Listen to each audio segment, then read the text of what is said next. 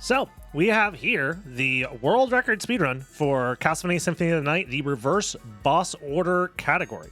So, essentially the way that this category works is the goal is to take the in-game tactics menu. This is something that you can look at when you talk to the librarian in the shop.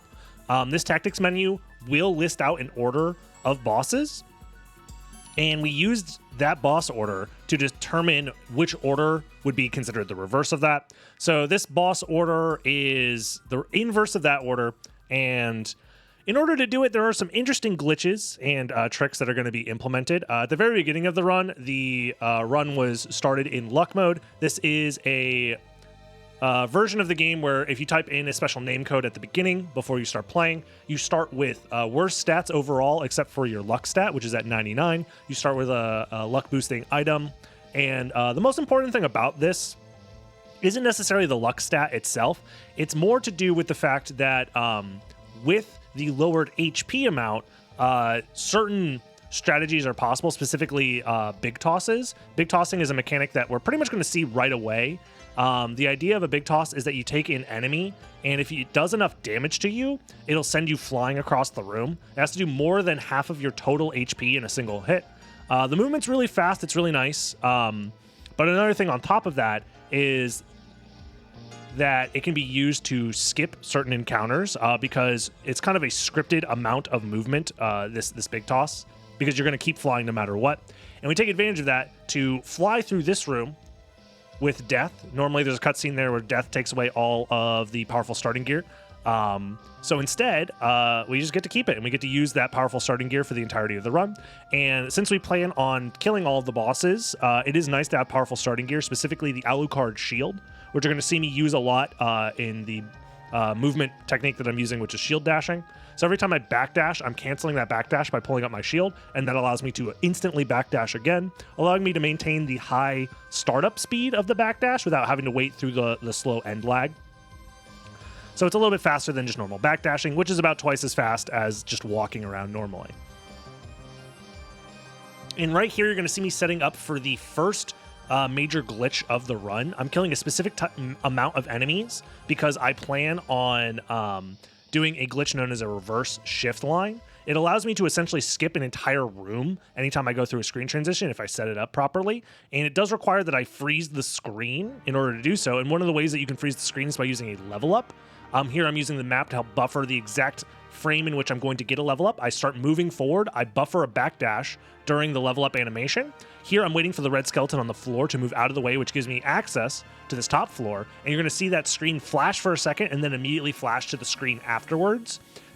Essentially, the game is underflowing Alucard's exposition when he goes through a screen transition, such that it puts you in the screen transition for the next screen over, which is really, really nice because normally there's like a cannon blocking your way and it doesn't give you access to this elevator. And the whole reason we're riding this elevator is because this skips the first boss encounter of the run, which is Saga and Gaibon. Here you're going to see me use the Dark Metamorphosis spell. This is a spell that is like useless in almost every single speedrun category of this game, except for this one, where it is useful because it allows you to heal off of blood.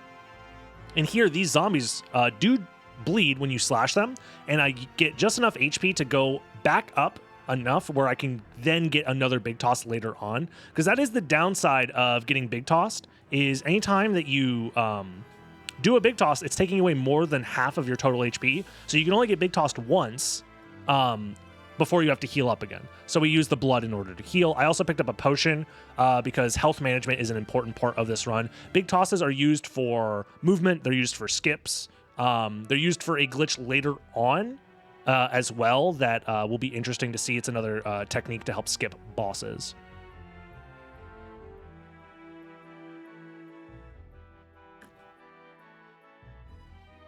The beginning part of this run is pretty chill overall after you skip Slugger and Gaimon.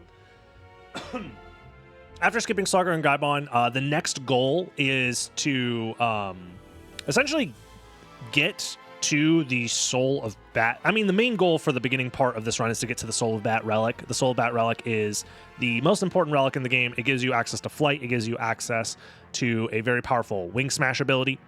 And here I'm setting up my experience yet again for another level up for a specific purpose, similar to how we did a reverse shift line. Instead, we're going to be using the alternate version of that glitch known as a shift line. And I'll explain that when that comes up. But yeah, this whole reason that we're doing all these glitches and setting up is such that we can set up to be able to get to the Soul of Bat without killing any of the bosses in the wrong order. That is the main goal. The Soul of Bat is guarded behind the Lesser Demon, which is interesting. We'll talk about the Lesser Demon when he comes up. And also, it's guarded behind the the Form of Mist relic, and that relic is guarded behind the Minotaur and Werewolf boss fight. So step one is we're going to need to skip that Minotaur and Werewolf boss fight. So all of this is set up for skipping that. Grabbing that Garnet, using that Big Toss is really important. And then here I'm equipping the Heart Refresh that I got at the very beginning of the game for ending the prologue with 0 hearts. It's one of the prologue rewards when we were playing as Richter earlier. And here it's important that I don't kill any more enemies because I am 1 experience point away from leveling up, essentially. So the next enemy I kill will give me a level up, and I need to use that level up in a very specific position. So I'm skipping all of these enemies. If I take too much damage here, I could also die. That is one of the other challenging parts of playing in luck mode, is that it's very possible that if you just make too many mistakes and get hit by too many enemies, you can just die. Here I'm doing a pixel perfect alignment. So by jumping in this specific way and doing 2 full backdashes and turning around, I'm in a pixel perfect positioning. I have to also find the frame exactly when the level up animation would happen. I start a backdash, and then I continue that backdash through the level up by chaining the Heart Refresh. Here's going to be a flashing screen warning for the next 20 seconds. This glitch pushes the edge of the screen farther away than it normally would be. That's what's known as a shift line. The reason why it's called a reverse, the other glitch is called a reverse shift line, is because it actually it changes how you interact with the edge of the screen by underflowing it. This kind of pushes it farther than it would normally, allowing us to fall out of bounds. This out of bounds area lets us load into that room where it gave us access to the library card, and you're not supposed to be able to get a library card this early, so we skipped past the doppelganger boss fight by doing so, and this gets us into the library much earlier than normal. And here we are setting up for yet another Big Toss. This one's very interesting because it is somewhat RNG dependent, because you have to wait for these Durons here to go into a somewhat rare state. It only ever happens if you leave them on screen long enough, where they actually charge up their rapier, their sword, with like lightning powers, and that allows it to do more damage. And by allowing it to do more damage, we can set up in a very specific position and then time our jump properly such that the sword hits us on the backswing, and that Big Tosses us in this direction, which allows us to get to the fairy card way earlier than normal. Normally you need some form of flight or something like that to get up here, or you have to take advantage of like extra mechanics like wolf jumping or something like that to get up here. But we have no additional relics essentially, and that Big Toss gets us up here early. And the whole reason we did this is that way we can summon the fairy, which gives us access to the fairy glitch, the shop glitch, whatever you want to call it. Essentially, we are going to be getting 255 garnets by selling the garnet that we got earlier. As we equip it, this leaves 0 garnets in our inventory. We sell that. The game doesn't allow negative numbers to exist, so instead of -1, it gets us 255 instead. And then we use that 255 garnets, we sell a bunch, and then we buy a bunch of useful stuff. We buy throwing stars, we buy the Jewel of Open, which is a relic that's going to unlock more stuff later. We buy a gauntlet to increase our attack power. We buy mana prisms, which will increase, they'll refill our mana every time that we use one. And we buy the duplicator, which gives us infinite usage of any single use item. We also bought elixirs so we can refill our HP to full whenever we need to. So potions are now, we have infinite usage of potions so long as we have the duplicator equipped. We have infinite usage of throwing items as well, which is very, very useful. And yeah, we're going to take advantage of all the powerful items that we just got. Another thing that's important to note about potions is they do give you about a second of invincibility every time you use them. So you're going to see me use potions and then just backdash through enemies, completely avoiding the encounter entirely. It's faster than jumping over them most of the time. Now, from here, again, our goal is to get the Form of Mist, and then we're going to go back to the library using a library card to get the Soul of Bat, because that's where the Bat Relic is. But first things first, we do need the Soul of Wolf as well. This is going to be useful for certain skips, glitches, movement, stuff like that.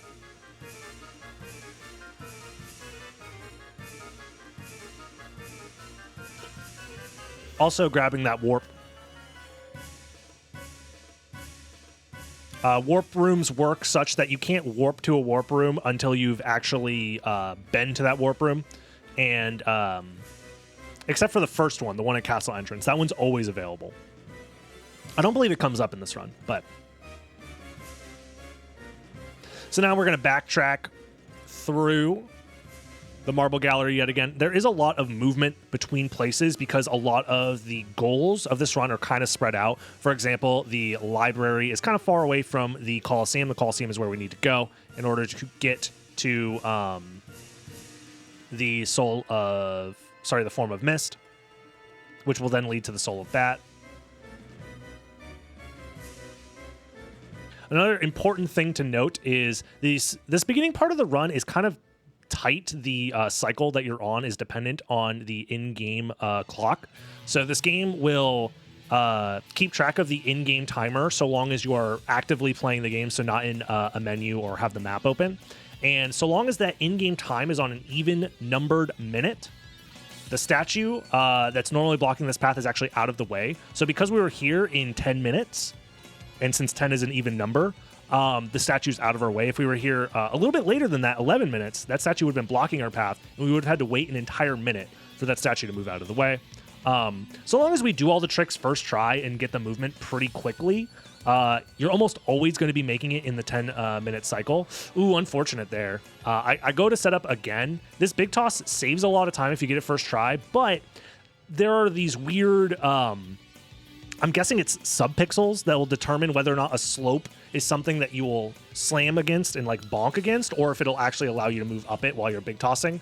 We just got unfortunately unlucky with our subpixel position for those two big tosses there. Otherwise, you just like fly across the room and it's really, really fast.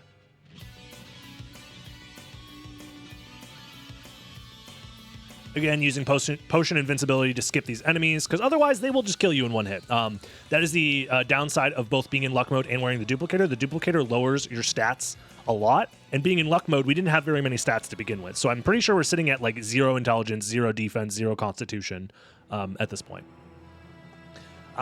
So here in this room is where the next major glitch is going to happen. This is the Minotaur and Werewolf skip. I'm going to be using the Neutron Bomb, which is yet another reward that we got from the prologue at the very beginning of the game. This is what's known as a bomb item. It just does damage to everything on the screen. Here I'm setting up very specific positions, and I'm double checking with like a visual cue guide that is really important for this glitch. This sets up yet another shift line. This time, instead of using multiple screen freezes, we're just doing one screen freeze with the big toss to help open up that shift line. Essentially, the faster you're moving while the screen is frozen, the easier it is to open up a shift line. Sometimes you need to open up a shift line using multiple screen freezes, sometimes only one, depending on how fast you're going. A backdash will always require 2 screen freezes and it's pixel perfect, where if you're moving faster than a backdash, sometimes you'll only need 1 screen freeze, and sometimes it doesn't necessarily have to be pixel perfect. Like that setup has multiple pixel positions that can work, which is why I was referencing like a spreadsheet basically to see, okay, these are the positions I got, what are the inputs I have to press to make sure that this works. Here I'm abusing invincibility to get through this room that is just chock full of enemies. If I drop the spell input, which extends the invincibility, and then the extra potion, if I dropped those inputs, I probably would have gotten comboed into death there. So it's a very stressful room, but it's somewhat lenient to do so. We did all that to grab the shield rod. The shield rod is like the most powerful item in the game. It is a item where in combination with the shield that you're holding, it'll cast different spells. And depending on the shield that you're holding, the spells can be useful utility, like increasing your stats, or powerful attacks. And here I use it to activate the shield rod spell in conjunction with the Alucard shield, the best shield in the game, the most powerful combo pretty much in the game. So anytime I'm doing damage to an enemy, I am regenning my health. I'm doing 255 base damage per hit. That hit happens every 6 or every 8 frames. So it's very, very quickly happening. And you're invincible while you're flashing white. This is Lesser Demon. In pretty much every other category, this guy is considered a boss, and this is reverse boss order, so you would think that we'd have to kill him in the reverse order too. But actually, because the reverse boss order is dependent on the in-game tactics menu, Lesser Demon doesn't show up on the in-game tactics menu. They forgot to add him. So because they forgot to add him, we can just kill him whenever we want. He is not part of the boss list. Therefore, he's not considered a boss, specifically in the reverse boss order category. There is no other objective measure to determine the order in which bosses are supposed to happen, because this is a Metroidvania that is meant to be kind of completed in an open way. There are multiple routes that can work, multiple boss orders are valid for even just a casual playthrough. So because of that, in order to find an objective reverse boss order, we had to use the in-game tactics menu, but the tactics menu forgot Lesser Demon. So because of that, we just kill him using the Alucard shield, and we can grab the Soul of Bat, and now we are incredibly powerful. We have infinite mana, essentially, through usage of the duplicator and mana prisms. We have the Alucard shield, which is just like a nuclear bomb that we can just touch people with whenever we want. It makes us invincible while we're doing damage. It heals us. It does the most DPS pretty much possible at this level. And we have access to the Soul of Bat, which we can just fly around with and go really fast. The only downside to the Soul of Bat and its movement, every time you see like the trails, the blue trails falling behind me and I'm going really fast, that's me inputting a spell known as a Wing Smash. The Wing Smash is a technical input, requires like a 3/4 circle motion on the control stick while holding the jump button. Then you have to release the jump button when you're done with the motion. You do this once every second in order to chain multiple Wing Smashes back to back. But every time you do the spell, it costs 8 magic. And because we started in luck mode, our total magic is a lot lower than normal. So if we wanted to chain multiple Wing Smashes for a long period of time, we lose a lot of MP, so we have to untransform back into Alucard form and then use a Mana Prism to refill. This is another useful way that big tosses help the speedrun, which is if you big toss, if you get big tossed while you're in a corner of a room, while in bat form, the way that the hitbox interactions work is such that it clips you through the floor. This is called, I forget who named it. I think it was a Tasser or a Glitch Hunter. But they decided to name it the Half-Blood Tech. So that's the Half-Blood Tech. When you're in bat form and you get big tossed while you're against basically the corner of the floor, you clip through the floor. And we use that to skip past Karasamon, who is considered a boss, and we will be coming back to fight him later.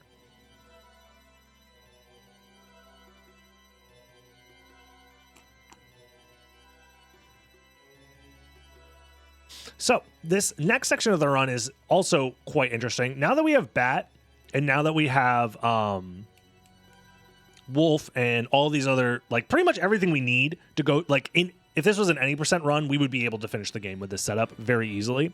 But because this is a reverse boss orders run, and we're going to go to every boss location and fight them at some point, it's useful to go out of your way slightly to get some extra movement options, like for example the gravity boots, and earlier we did get the leap stone as well. This gives us access to a double jump with the leap stone, dive kicks whenever we want with the leap stone, and large vertical jumps both diagonally and straight up vertically with the gravity boots, which is really, really nice. Here we're doing another like pixel alignment to set up for a floor clip. I was using the map to help buffer the inputs and confirm the location that I'm at. This floor clip allows us to go under the clock room floor here. It instantly warps us into the elevator because we touched the load zone for this bottom section. This is where you normally get the Holy Glasses item. The Holy Glasses allow you to see the curse that is afflicting Richter, that's making him all evil, and you can save him, which is required in like a normal playthrough of the game in order to get to the inverted castle where the real final boss is. There are many ways to skip this encounter. And in fact, we will be skipping this encounter, but we'll still need the Holy Glasses for later because Richter does show up in the tactics menu. So Richter as a boss does show up, so we do have to like save Richter in the right order via the definition of this category. And we're going to do that same exact floor clip again, same exact pixel alignment, but instead of flying to the left, where we got the Holy Glasses, instead we're going to fly to the right and touch a different load trigger, which triggers the Underground Caverns load. This skips like a 30-second detour to go out of your way to press a switch and then go here the normal way, which we could have done, but it's faster to do the floor clip, so we do the floor clip. The Caverns is quite awkward to maneuver through. Anytime you wing smash against an object that has a slope, the wing smash will follow that slope. This is known as terrain boosting. So because the geometry is like has a lot of slopes and jagged edges, it's very easy to like catch one of the slopes and then zip downwards or zip upwards into a wall or into water. And if you touch water while in bat form, it forcibly untransforms you. So, you know, not necessarily a great time when you're trying to go fast.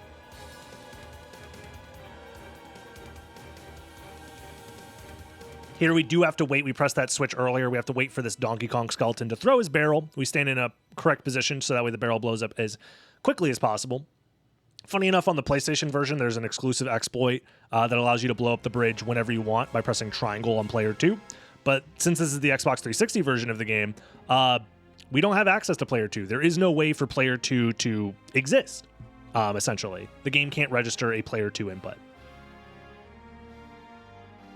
Just differences of the consoles. Here I'm setting up for yet another skip. The reason I saved is because this skip can be quite tricky.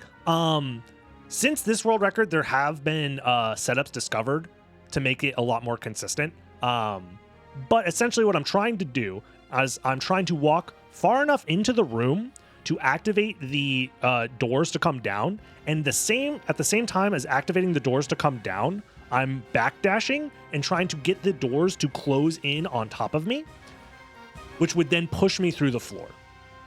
And if I can get pushed through the floor, I can skip this boss encounter entirely and save him for later, which is, again, the goal for the reverse boss order is to have him show up at the right time.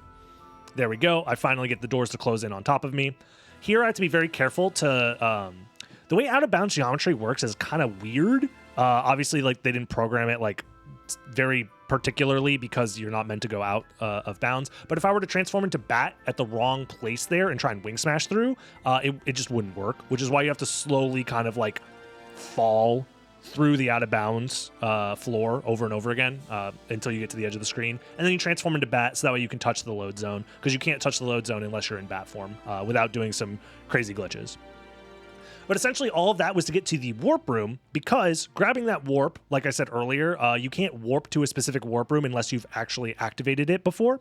And activating that warp room allows us to be able to warp there later. But like I said before, this is a reverse boss order run, so we don't need to kill any of the bosses that are in that area yet. But having that warp available later will allow us to get there and not have to skip Cerberus again, basically. Here, this is that Richter skip that I was talking about earlier. We got the glasses, and we could, if we wanted to, save Richter. But because it's a reverse boss order run, we can't save Richter yet. We have to save him at the right moment in the right order.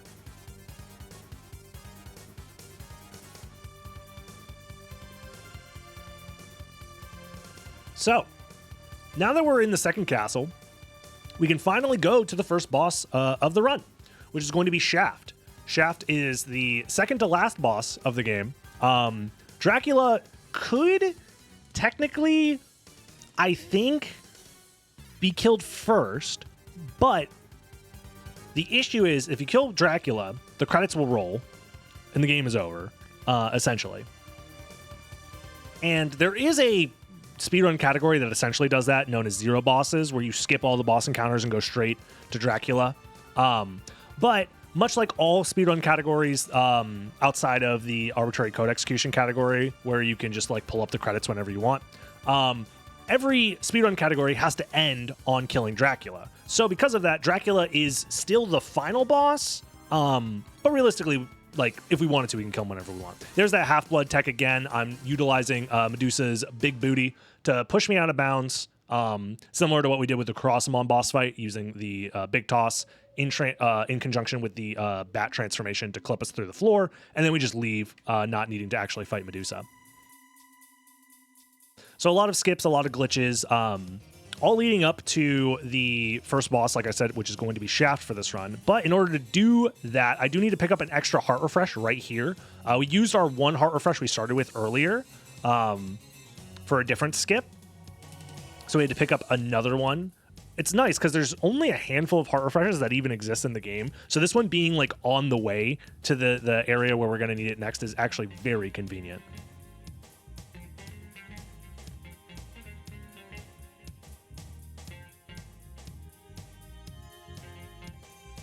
You know what it reminds me of, actually? It's similar to how reverse boss order works in Super Metroid, where obviously they don't start with Mother Brain as like the first boss, but they do the reverse boss order and then end on Mother Brain. It's analogous to that. We're going to do the reverse boss order and then end on the final boss. Because otherwise, you know, timing the ending of the game upon beating a boss arbitrarily and not getting credits just feels a little bit weird. This is just how the community has decided to categorize it.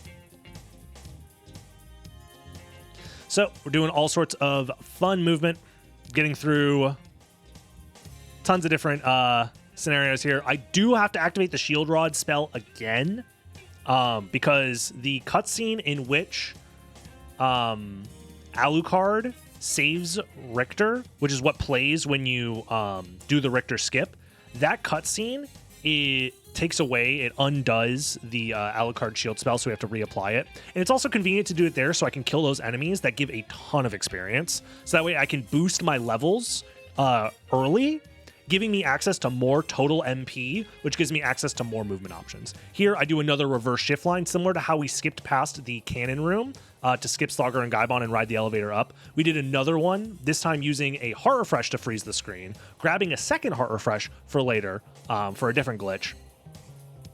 And that reverse shift line skips us into the ceiling, past the barrier that's supposed to block us from the end of the game until we've killed a bunch of bosses and collected a bunch of relics. But instead, we do all this so that way we can get to Shaft. And Shaft will be the first boss fight of the run. The other thing that's important to note about Shaft is we're killing Shaft, but it warps us and locks us into this cutscene where it warps us into the end of the game to fight Dracula. But obviously we can't kill Dracula because that's outside of the boss order that we're trying to do, and it would end the game. We would get credits. So instead of fighting Dracula, we peace out using a library card to warp us back to the first castle, back to the library. So that way we don't have to fight him. And it allows us to maintain the boss order that we're looking for. In general, it's very useful to use library cards to escape areas that we would normally get stuck in for this category. It's also useful for routing purposes. For example, if you go to a very far off place in the castle and you need to come back to like a more central area, you can library card warp to the library.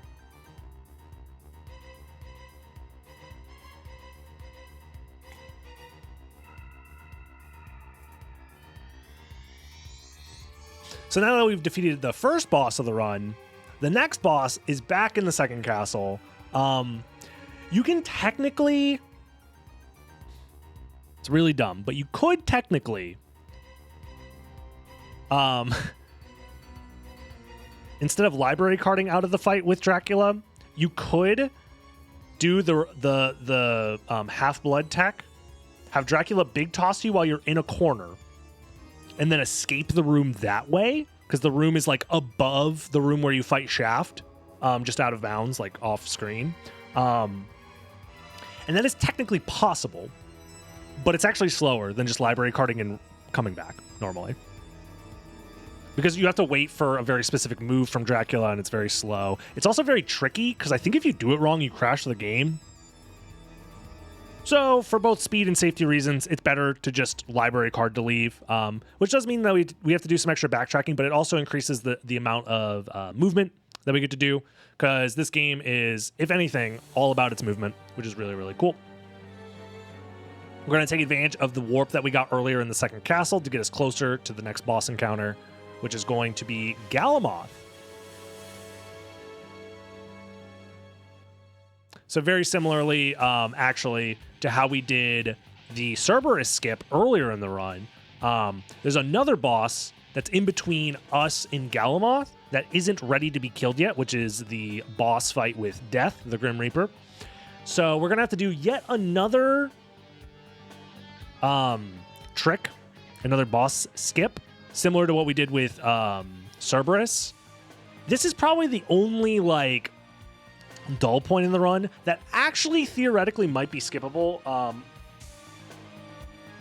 It is possible, at least theoretically, to do a screen grab glitch, which is a glitch that is tough to explain, but we'll see it later on. You'll see it in action. But it essentially is a way to use multiple heart refreshes back to back whilst having one in each of your hand to like scroll the screen in such a way that you can just like fall through the floor.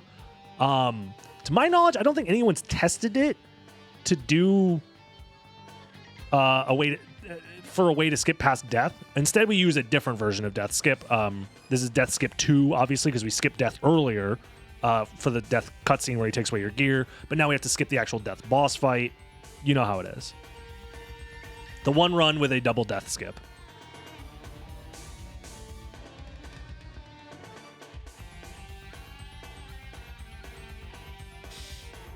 But yeah, I should look into the screen grab way of skipping death, because I think it might be faster. It might not be faster. We'll see. But essentially, death is one of the few bosses that has a cutscene like attached to him. So because of that, we can't set up the glitch the way we wanted to. So we actually have to skip the cutscene by talking to death and then leave the fight again with a library card. So we're backtracking yet again, basically the same exact way that we did before. This is the only like dull point of the run that I feel like would be nice to be able to skip it, which is why I'm considering that screen grab tech. The only issue is it's very, very slow. It takes a very long time to do the glitch, and it's pretty much only ever used if you absolutely have to for the sake of a category. So I feel like it's never been tested whether it's faster or not, because it's just assumed to be slower maybe. I also don't know if it works in that room. That's something that probably should be tested. I'll probably, you know what? I'll just test it after I'm done watching this. Why not? That'll be fun.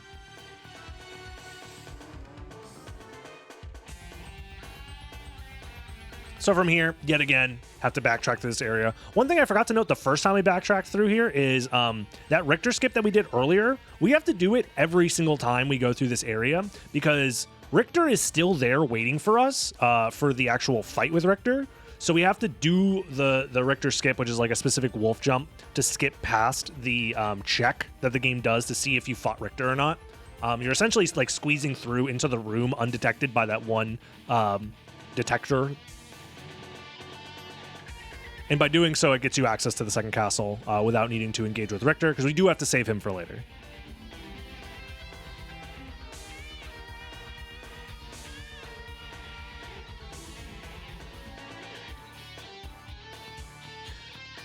So again, backtracking through these areas. This time, however, once we get to death, that cutscene won't be there.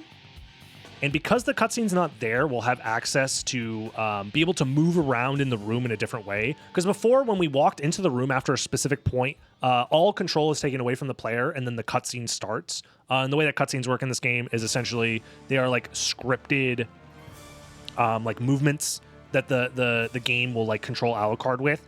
So because of that, we couldn't like control Alucard to do this next upcoming skip, essentially.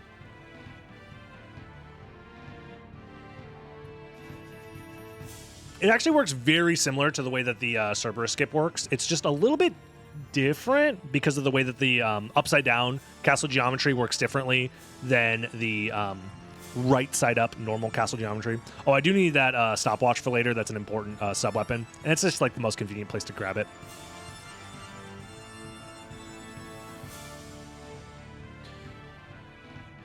So yeah, since the Cerberus boss fight and the Death boss fight are essentially in the same room, just in the inverted versions of the castles, they actually reused the same boss doors from Cerberus, the Cerberus boss fight, for the Death boss fight. And for whatever reason, these boss doors work differently from like pretty much every other set of boss doors in the game, because they're actually like the way that Alucard is able to interact with them is different, because they can actually push Alucard out of bounds. Every other set of boss doors wouldn't have access to basically do that. Like Alucard can't like get into place and then have the collision of the boss doors like push him.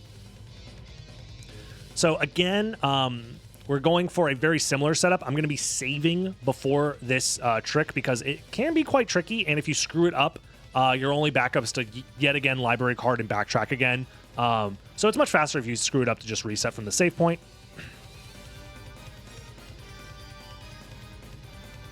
And this one's a little bit more precise than the Cerberus version, because you have to like time your jumps properly, and then you have to dive kick, which gives you less room for error.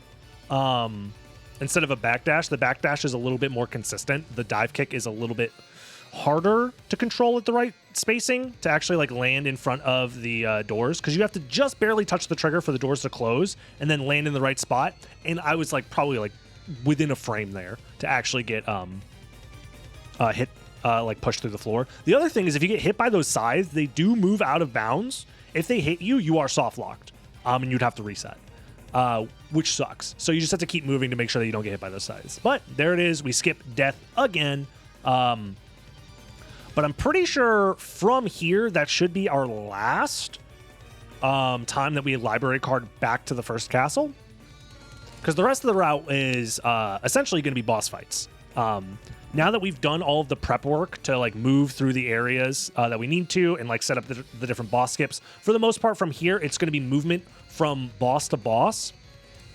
With the intention of just killing them as fast as possible, using the Alucard shield spell like we did earlier for the Lesser Demon boss, because it is just so powerful, so useful, does so much damage. And funny enough, even with all that damage, this next boss fight is still pretty like slow, all things considered, because he has so much health. He has insane amounts of health. Here, I'm reapplying the shield spell, not because I ran out of like charge because of a cutscene or whatever. It's mostly just due to the fact that if you hold the shield out for too long, the shield spell will just wear off on its own over time. So this is essentially to reset the timer to make sure that from the shield spell, it's going to last me the rest of the game. So I'll be able to kill all of the bosses just with that one last cast.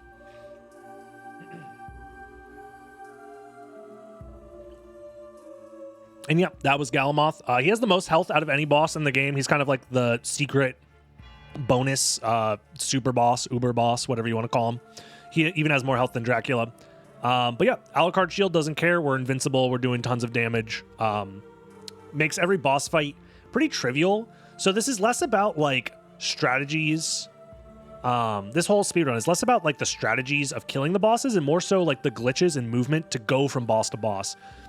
Because the combat in this speedrun, and honestly, frankly, this game is pretty trivial. In general, it's very easy to, if you need something dead in Symphony of the Night, it's very easy to find the tools to do so. So yeah, here we just take advantage of the warp room in order to not have to skip past death yet again.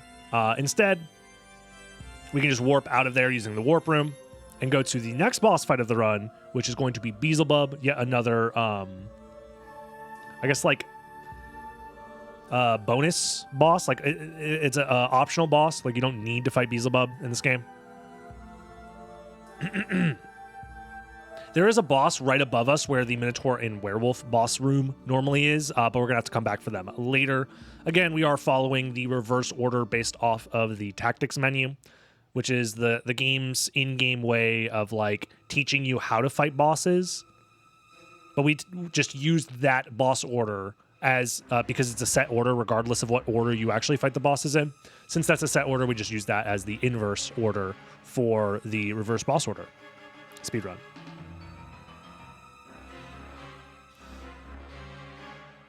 And from here, it's really just all about optimizing wing smashes and gravity jumps. The best way to optimize boss fights as well is like to get to the boss as quickly as possible. Specifically, like with the wing smash ability, you wing smash directly into the boss, untransform, and as you're untransforming, you just pull out your shield, and then immediately on frame 1, because the shield comes out on frame 1, you'll be doing damage. Here we're going to backtrack the way that we came, because in the Colosseum is a boss that we just passed, but is the next boss in the run, which is the Castlevania 3 trio. It's essentially resurrected evil versions of the heroes from Castlevania 3, excluding Alucard, of course. So we got our boy Ralph Belmont, Grant, and Sypha.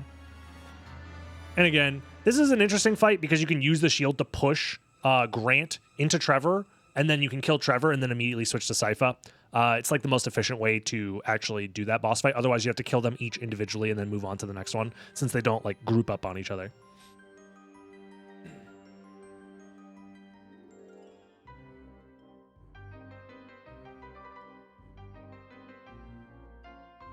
Another thing, because the order of the boss fights is somewhat arbitrary, especially in the second castle. There is still like a decent amount of backtracking, especially in the second castle itself. So we're actually going to go back to the caverns, which did lead to the mines, which led to the death boss fight. Because the next boss is Doppelganger 40, and it's going to be in the caverns. And there's an interesting little note about Doppelganger 40. There's a couple different interesting notes. One, Doppelganger 40 is a boss that is actually affected by the stopwatch completely, like it fully freezes him. I believe Doppelganger 40 is the only boss we're going to be seeing in this run that does that is fully affected by the stopwatch. The other thing that's interesting to note is there are 2 Doppelganger bosses in this game. There's Doppelganger 40, which is Doppelganger at level 40, and then Doppelganger 10, which is Doppelganger at level 10. But Doppelganger 10 is all the way back in the first castle. But this game has a weird quirk with the way that they're programmed, where if you kill Doppelganger 40, the game also immediately considers Doppelganger 10 dead on the same frame. We know this because the in-game boss...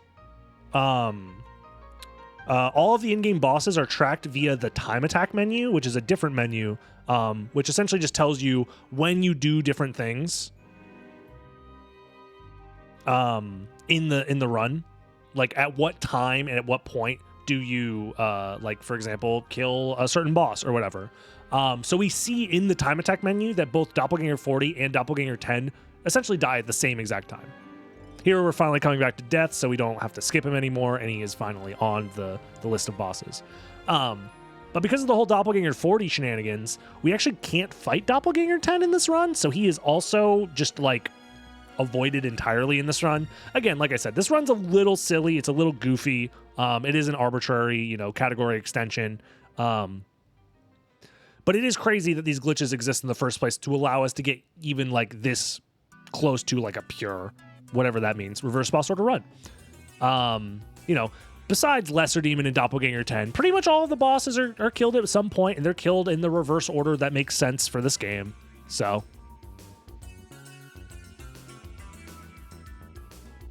yeah, the warp room that we keep warping back to in the inverted Alrox's quarters, I think it's called Darkwing's lair in-game, is probably like the most central point that we can warp to in this castle. So it's one of the reasons why we keep warping back to it to go to other bosses.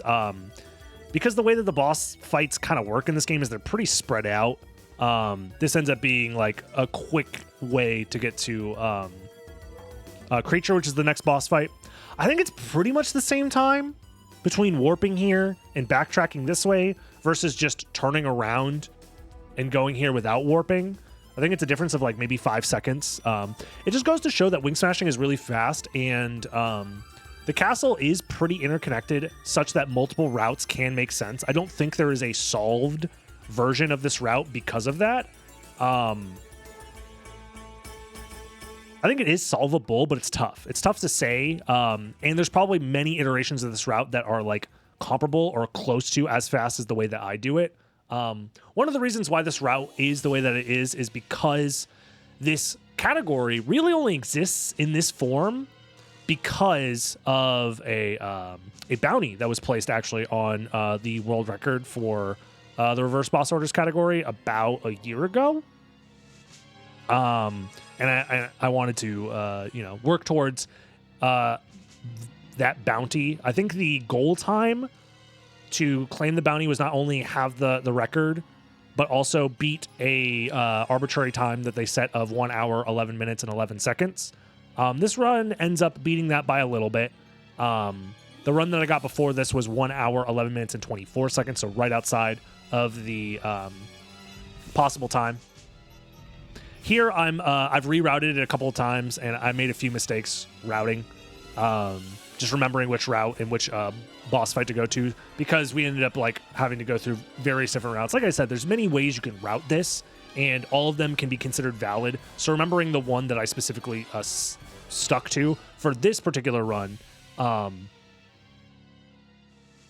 is probably where most of the time loss comes from. It's just me just like choosing the wrong order of like, oh no, I'm supposed to do this area first and then the next area because it's faster for, these very small, minute, arbitrary reasons.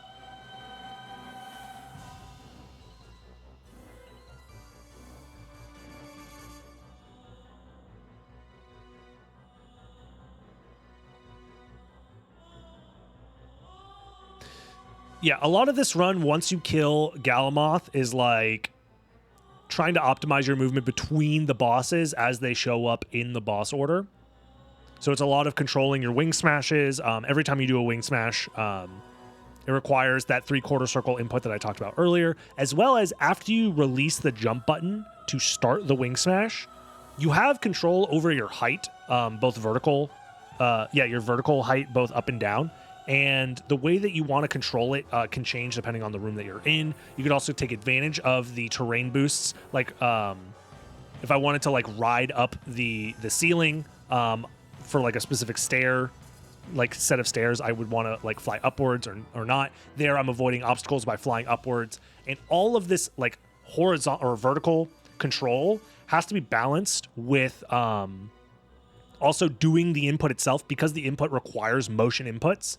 It's very difficult to both control the height that you're at as well as continue to chain the wing smash input over and over again. It's pretty much like the key skill expression of this game is determined by being able to control where you are wing smashing as well as continuously wing smashing, and also control your movement like in and out of bat form, whether you're controlling your bat via transforming into bat out of a dive kick to maintain horizontal momentum, from a mist to like cancel your momentum to set up your position properly, being able to know the terrain that you're in and which terrain boosts are good, which ones you want to avoid, things of that nature.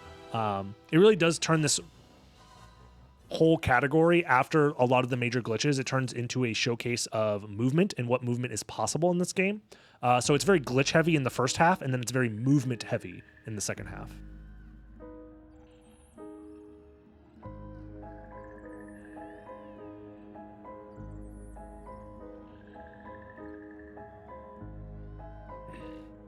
Funny enough here, I actually have to leave the room and then come back to activate that trigger that I kept skipping by doing Richter skip over and over again. This finally gives me access to the boss fight with Richter. Here, in order to actually move past it, I will save Richter by putting on the holy glasses. Otherwise, if we killed Richter, we would get the bad ending. So that's our way of dealing with like the Richter section of the tactics menu. Because there you do kind of have a choice. You could either kill Richter or save him. But if you kill him, the game ends. So if we need to, finish the run, we would need to save Richter in this case. So here we're finally taking advantage of that warp room that we got earlier. The whole reason we skipped Cerberus when we did is to have access to this warp room. And now we don't have to skip Cerberus this time, and we're just in the mines going towards the next boss fight of the run, which is going to be Grand Falloon. It's in the same area that Galamoth was in, but in the normal catacombs instead of the inverted catacombs.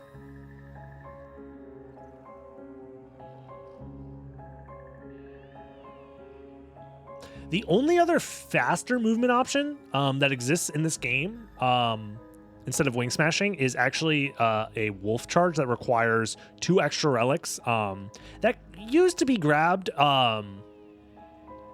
in older versions of this route, but oh yeah, we have to reapply the shield spell because of the transitions between the boss room when we fight Richter and save Richter. That also cancels our shield rod spell. I forgot about that.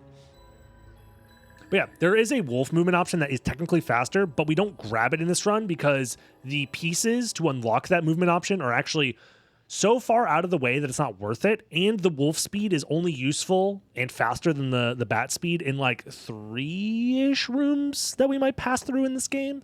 Because the wolf has to accelerate up to a max top speed that's slightly faster than the bat speed, where the bat wing smash speed is instantaneously at max speed, so it doesn't have to worry about acceleration at all.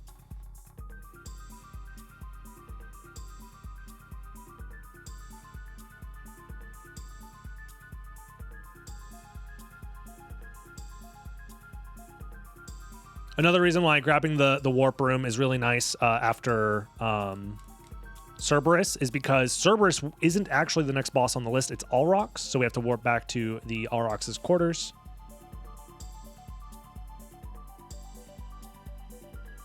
To finally fight him. And again, taking advantage of the gravity boots in this section is, it's really obvious that the gravity boots are useful for being able to climb vertical sections very quickly.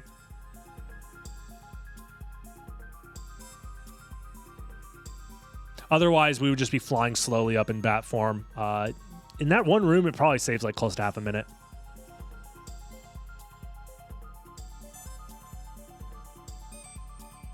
This is a boss with 2 forms. We kill the first form pretty much instantaneously. We have to wait for the second form. Use potion for invincibility so we can get inside of him, and then use the shield to pretty much immediately kill him again. Like I said earlier, all the boss fights themselves are very trivial, and the real skill expression of this run comes down to performing all of the difficult glitches, doing those as quickly as possible, and minimizing the amount of time you have to like reset from previous saves over some of the more difficult glitches, as well as being able to move from boss to boss cleanly and efficiently.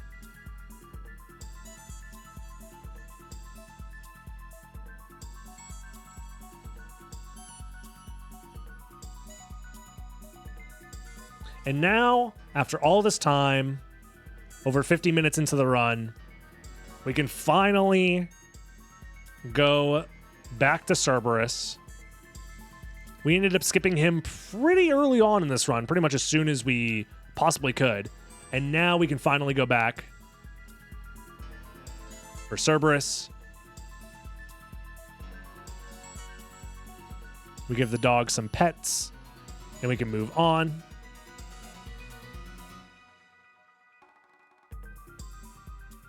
The routing here is pretty interesting as well,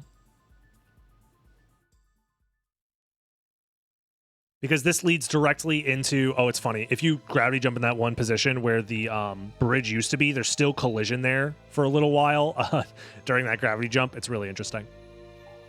One of the neat ways that this game's collision system is a little bit broken, just a little bit. But yeah, it works out pretty well that we kill Cerberus, and then the next boss fight is still here in the caverns, so we can go straight there.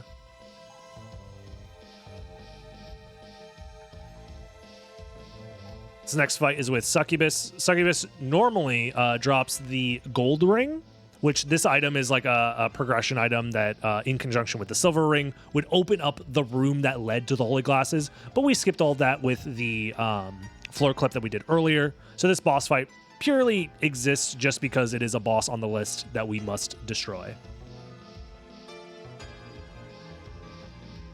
There is a way that you could actually like clip into this room if we had all the wolf relics that allow us to charge very quickly. That is the one additional point that the wolf movement could possibly be slightly faster in like maybe a task setting, because you could go for these like super tight, like multiple frame tight input floor clips that save, you know, like 2 to 3 seconds here and there. Like we'd be able to do one in this room that saves like 4 seconds, stuff like that.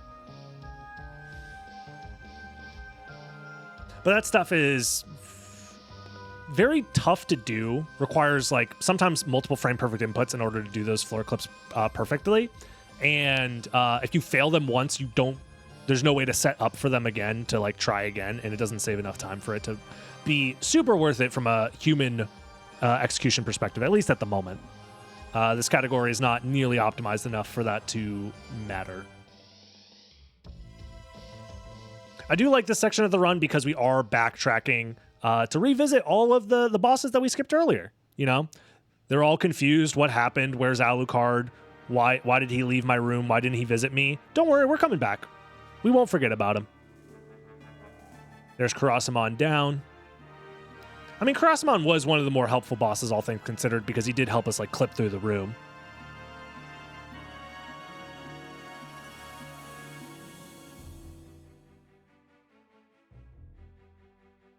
Again, the Alrox warp being pretty much in the center of the castle makes it a very useful location to warp back to whenever we have a boss fight that's like far away on the route.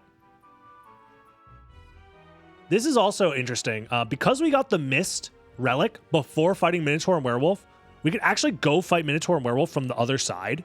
Normally, you're not allowed to fight them from this side, so it's pretty interesting to fight them this way, and it causes the game to like warp you into the right position. It's a very rare case that you see Minotaur and Werewolf fight started from this side, because normally you have to beat them in order to actually get the Mist Relic in the first place.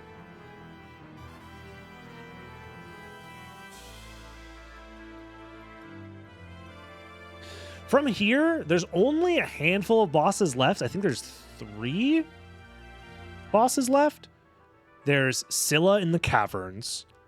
There's Hippogriff in the chapel. And then I believe it's Sagar and Gaibon in the alchemy lab, which is like the 3 farthest places if you had to pick a spot in the castle.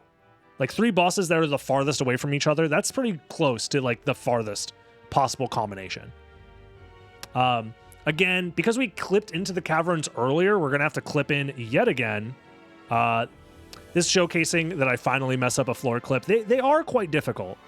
They do require multiple, like either frame perfect or like 2 frame window inputs. And you can use the map to help confirm the frame that you're on, but you still can't like, and it does help buffer the inputs, but it doesn't actually help you with your ability to, like, it's not like a frame advance, essentially, is what I'm trying to say. It's not like Ocarina of Time pause buffering either, where you have like a long time frame to do it. It's instantaneous. So if you wanted to map buffer an input and you wanted to change which input you're looking at, you have to cancel the map, and then within whatever the frame window, you'd have to reopen the map. So if you wanted to map buffer in frame advance by 1 frame, you'd have to close the map and then within 1 frame open the map again. So still very difficult. Map buffering helps confirm what you're doing, but it doesn't necessarily make it easier. There's Scylla down, library carding, because like I said before, the bosses are so spread out. Waiting for Scylla's boss animation to end and then let us leave the room and then go to a warp room. It's not nearly as fast as just using a library card in this situation.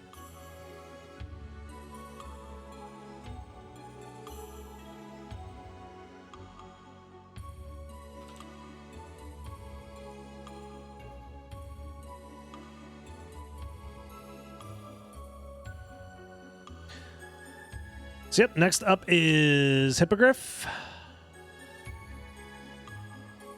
Like I said, it's very, very spread out. We're going to take advantage of the castle warp system. One of the other reasons that library cards are nice to use is because it gets us right next to the warp for the outer wall.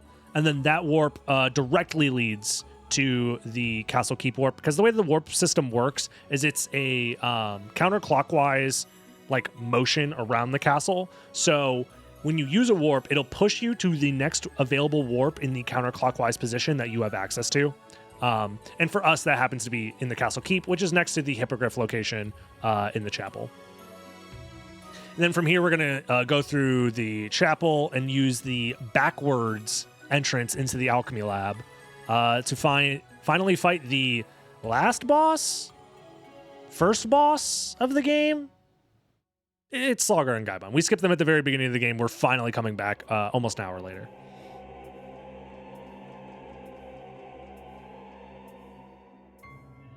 This is another room where having access to the wolf movement could be nice, but instead we do have access to this like downward wing smash chain, which is like so technical. Downward wing smashes are quite a bit harder than upward wing smashes, specifically because the wing smash input requires that you start the input by pressing up. So it's easy to do upward wing smashes because you could just do a full circle back to up and then let go of the input and it counts. Oh, here I got a bad pattern from Sagar and Gaibon. They like ran away from me, but they couldn't run forever. Whereas downward wing smashes, you have to end the input on a forward input and then immediately press down.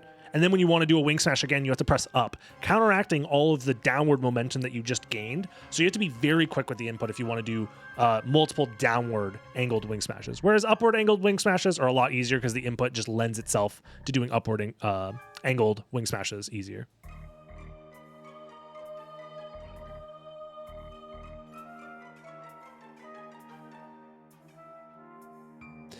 And yeah, the only thing that's left to do is to fight Dracula and get to the end of the game. The only downside, however, is you know how at the very beginning of this run, the first boss fight we did was Shaft?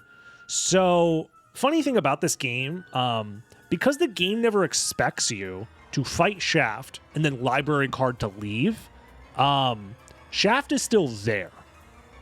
And we can't kill Shaft again because then it changes the boss order. Because the boss order doesn't allow us to fight Shaft multiple times. So we're going to have to skip Shaft. Even though we already killed him earlier, we do have to skip him. It's one of the many janky, wonderful things about this game is that the boss fight of Dracula and Shaft never technically go away. If you kill them or not, like if you use cheats to like kill Dracula and then like warp out or whatever, Dracula would just still be there when you came back. Same with Shaft. So in order for the boss order to be correct, we have to skip Shaft using I think the glitch is it's a silly glitch. I think it's called like a screen grab. I forget why it's called that. Again, a lot of these glitches were named like 10 years ago by people all over the world, glitch hunters all over the world. Edge grab, whatever it's called. It's a not a very descriptive name for it, but essentially the idea is similar to how shift lines open up if you have the screen paused. Similar to how shift lines open up if you have the screen paused while you're moving, and similar to how reverse shift lines work, which I'm doing one last reverse shift line right here to get back to the room with Shaft and Dracula. If you freeze the screen while you're moving, the game will continue to do calculations on Alucard's movement without updating the screen itself. Heart refreshes, for example, will freeze the screen, level ups, acquiring a relic, stuff like that. But because we have access to the duplicator, we have infinite usage of single-use items like heart refreshes. And because we have 2 heart refreshes, we can put 1 in each hand. And by doing so, the heart refresh itself will buffer the next input for us. And the next input, if we wanted to after the heart refresh, could be yet another heart refresh. So what I'm trying to do is I'm trying to set up a movement option here called a front slide. It's essentially the fastest ground option that you can do as Alucard. It takes the speed from a dive kick, which is slightly faster than a backdash. And if you cancel it on the first possible frame, you're moving slightly faster than you would with a backdash. This ends up saving like a ton of time because at the very end of the run, we have to do a bunch of heart refreshes back to back. And they're all buffering each other, if that makes sense. So essentially I'm holding down the button to use my left hand item, and then I hold down the button afterwards to use my right hand item, combo that back to back, and I have to do this from the right positioning, and I have to do this the right number of times. And if both of those are correct, what it does, I don't know exactly why, but essentially Alucard will fall through the floor. My guess is what's happening is Alucard gets so desynced from the center of the camera that Alucard enters a portion of the game where collision has not yet been built for him, allowing him to fall through the floor because he gets so desynced from where the camera is. That's my guess. That could be wrong. I don't know. This is a very silly glitch. It's very dumb. But it works. And you just fall right through the floor. I do remember this. I fell through the floor, but in this weird out-of-bounds pocket. Thankfully, I could reset the glitch. It wastes like 2 minutes, which sucks. This was heartbreaking. That is because I didn't do it in the right position, but essentially it pushed me into the floor, but there's some out-of-bounds geometry that I got blocked by, because what I need to do is I need to touch the load zone that loads directly into the boss fight with Dracula, skipping Shaft in the process. I just set it up from the wrong positioning. I think I was a little too far to the left, is my guess. So we get to see it all over again. We get to show off just how insanely silly this glitch is. I think it's called an edge grab because in general, it works when you are near the edge of a screen or the edge of the screen is like slightly off camera or like, again, I don't know. It's a very silly glitch. It's one of the few glitches that I don't really... I've never really studied it extensively. For example, this is the glitch that I talked about earlier with death skip, where it might be possible to use this to skip death the second time, but it might not end up being faster because the heart refresh animation takes about like almost 5 seconds. I think it's about 5 seconds per heart refresh animation. And these edge grab glitches can take like upwards of like 20 heart refresh animations back to back to work. So I think optimally in a task scenario, it can be done in 17. I think the task does 17 heart refreshes here. But it is something that you can set up multiple times, so it's not the end of the world. Here, however, I do get the correct position. I avoid the out-of-bounds geometry, and right there, out of bounds, is the load zone for the final fight, Dracula. And this is the end of the game. We beat the game, Castlevania Symphony of the Night, in the reverse boss order.